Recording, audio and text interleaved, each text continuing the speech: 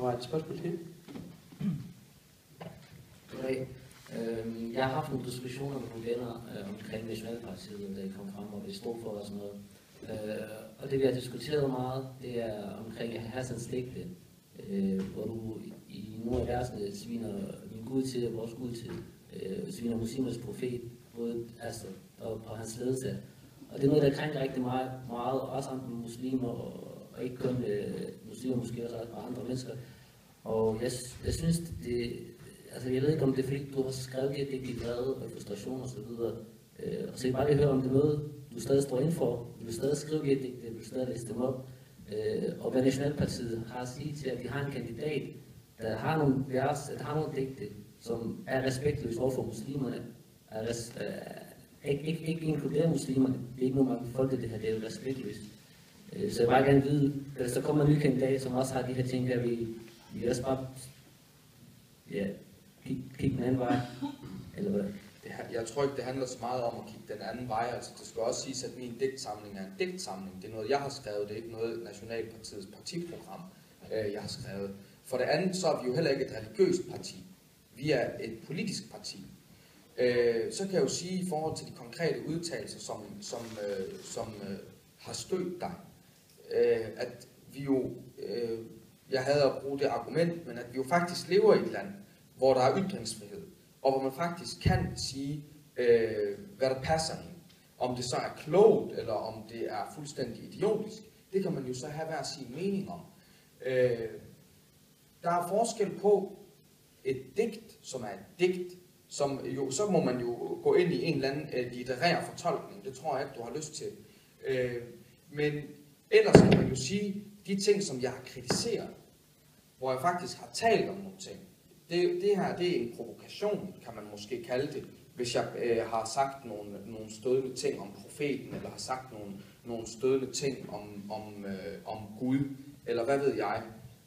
Det er der jo mange mennesker, der har. Og inden for den islamiske debattradition, inden for den islamiske religion og kultur, hvis man kigger tilbage til Abbasid-kalifatet fra det 8. til det 11. århundrede, hvor der var interreligiøs sameksistens, hvor jøder, muslimer og kristne boede klods op og ned af hinanden, hvor muslimerne faktisk var araberne den eneste civilisation, som satte sig for at oversætte en tidligere civilisationsværker, altså grækernes. Der har været i Abbasid-kalifatet fra det 8. til det 11. århundrede, der var borgerne sikret retten til religionskritik, uden at de skulle frygte for repressalier og andre konsekvenser. Det var altså ikke sikret mange andre steder i Europa i den samme periode. Hvis man kigger igennem de islamiske fritænkere, hvis man kigger igennem nogle af de muslimske filosofer, der har været igennem historien, jamen så vil man jo grine af nogle af de muslimer, som sidder i dagens Danmark og brokker sig over en eller anden Muhammed-tegning, eller brokker sig over et eller andet, der står i et digt, eller brokker sig over et eller andet, som en eller anden hillbilly-præst i USA har truet med at brænde Koranen af. Fordi hvis man kigger igennem de karikaturer, som der er blevet lavet af profeten gennem historien, så er de værste af dem faktisk lavet af muslimerne selv. Jamen det er jo jeg ligeglad med jo. Jeg er jo ligeglad med, hvad der skete for 1000 år siden. Det er da vigtigt, det er da vores historiske arv. Jeg føler måske ikke den teologi, eller hvad det er. Jeg føler mig stødt, jeg føler mig respekt. Du har vist en masse respekt for mig. Men du skal vide... Jeg vil bare gerne vide, vil du stadig gerne svine min Gud til? Vil du stadig godt kunne stadig finde på at svine mig til, min Gud til, og vores muslimers profet til? Hvad har Nationalpartiet i sig selv sige? Jeg er jo ligeglad med, hvad der skete for 100 år siden. Eller for 200 det burde du ikke være, fordi det er det, som er vores kulturarv. Det er det, som du faktisk burde interessere dig for. Hvis du anser dig selv for at være en muslim, og du ikke ved noget som helst om Abbasid-kalifatet, og du ikke ved noget som helst om det kalifat, der har været i Andalusien, og du ikke, lad mig lige blive færdig, og du ikke ved noget om det tankegods. Kan du bare sige, vil du gerne svine min Gud til, og muslimers profet til igen? Hvis jeg gætter din digtsamling nu, vil du så gerne læse de digt op? Vil du gerne gøre det nu? Står du ind for de ord, du har sagt? Jeg vil bare gerne vide det, fordi det krænker mig jo. Jeg har ikke spurgt om Abbasid-kalifatet. Jamen, det her det er en del af et svar. Du må respektere... Det er der problemet, tror jeg. Vi respekterer dit spørgsmål. Jeg tror, problemet er den her uforsonlighed. Den her unuancerede fortolkning af religionen. Og enten er sort-hvid, at det vigtigste for dig, om du måske vil have noget med Nationalpartiet at gøre eller ej, det er, om jeg siger et eller andet om guden eller om profeten. Altså hvis guden er så ophøjet, så kan han vel klare, at der er en eller anden åndssvag skabning som mig, som kommer til at sige nogle ting en gang imellem, som måske er stødende. Men et digt er jo et digt. Jeg vil altid komme til at provokere i mine digte. Nogle gange går det ud over den islamiske profet og Gud. Nogle gange går det ud over de kristne. Nogle gange går det ud over ateisterne. Nogle gange går det ud over... Altså skal jeg så også love, at jeg aldrig nogensinde vil provokere danskerne, eller hvad? Nej, i digtsamlingen, så er der jo en del af digtsamlingen, hvor der kan være nogle provokerende udsagn. Så har der været nogle af de ting, som jeg har berettet om, som meget mere er en kritik af sociale problemstillinger, kulturelle problemstillinger, end det er en decideret kritik af den islamiske religion. Der må man skelne. Jeg mener ikke, at vold, svigt og kriminalitet og social bedrageri osv. er noget, som har en hudfarve, en etnicitet eller en religiøs overbevisning. Det er sociale problemer, jeg har berettet om, og den kritik, den står ved magt dagen i dag. Ellers skulle jeg jo lige så godt have ladet være med at fremføre den dengang. Men om jeg vil stoppe med at provokere folk i ny og næ, så er svaret et klokkeklart nej. Men jeg har overhovedet ikke noget imod islam som religion. Hvorfor skulle jeg have det? Jeg har ikke noget ekstraordinært imod muslimerne. Hvorfor skulle jeg have det? Jeg er hverken racist eller islamofob eller islamkritiker eller noget som helst. Overhovedet. De ting, som jeg har kritiseret islam for, kunne jeg lige så godt have kritiseret alle mulige andre religioner for. Det er elementære dogmer og doktriner, som er til at finde i alle religioner. Det synes jeg, altså der fik du faktisk svar på dit spørgsmål. Og i forhold til Nationalpartiet, der vil jeg sige det sådan, det spørgsmål har vi mødt igen og igen. Altså det første er, hvis der kommer, vi har både jøder og kristne og hinduer og så videre, som er medlem af partiet.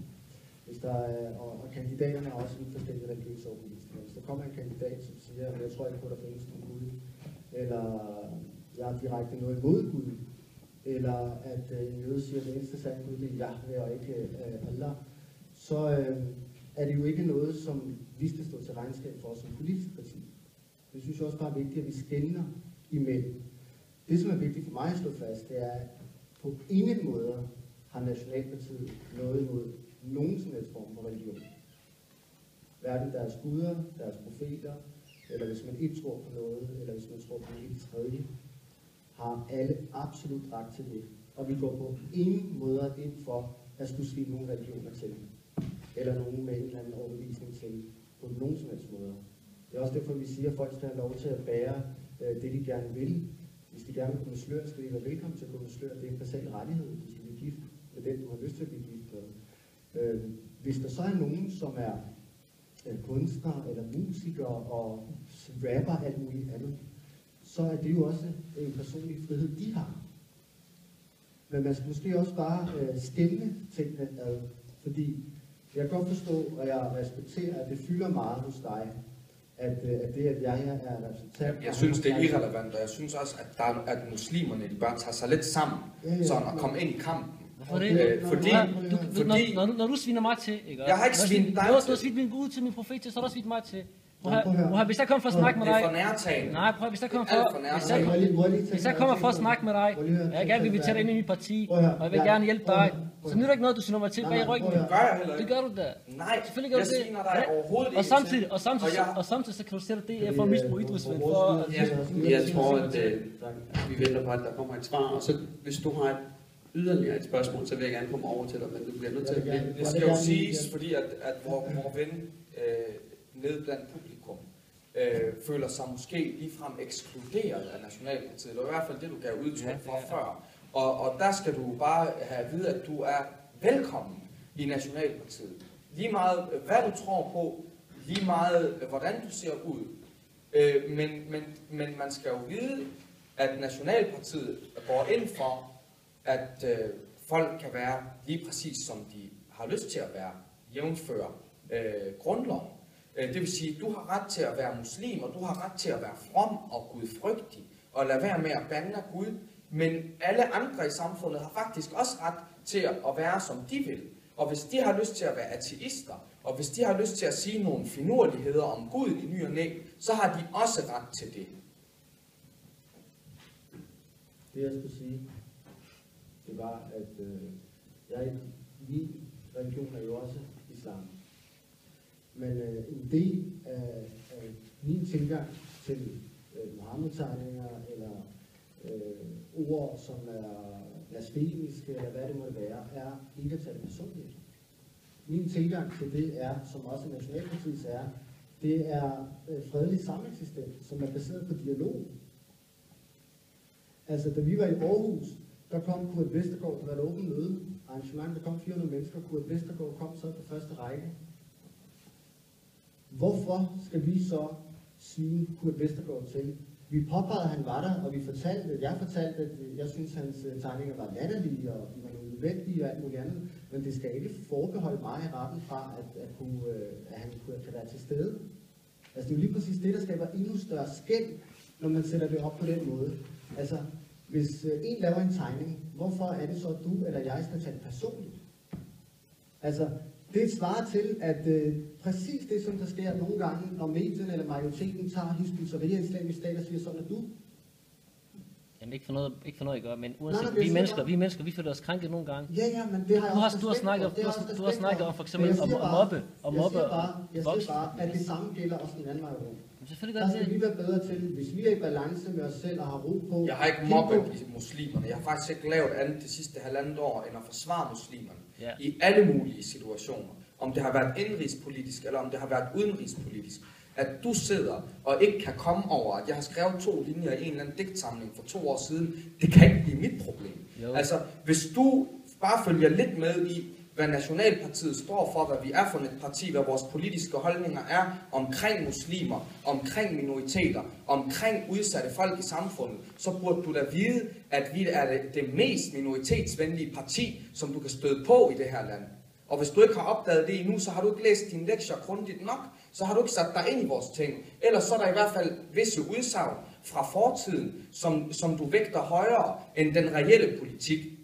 Altså, jeg kan også hænge mig i noget, som du måske har sagt i en brænder for nogle år siden, men nægter at høre på dine argumenter, på dine udsagn og hvad du ellers har at fremføre af ting og sager. Men altså, jeg er enig der, og det er ikke noget med det. Men så vil jeg gerne bare høre, fortryder du så på en eller anden mærkelig måde? Det, Nej, jeg fortryder ingenting. Jamen, så gælder det så stadig der jo. Så er det bare hyggeligt. Jeg tror, vi skal gå videre, fordi jeg tror, man skal huske på, at det er Nationalpartiet, som er her i dag, og det er Yahya Hassan, som stiller op for Nationalpartiet, og ikke Yahya Hassan som digter, som er.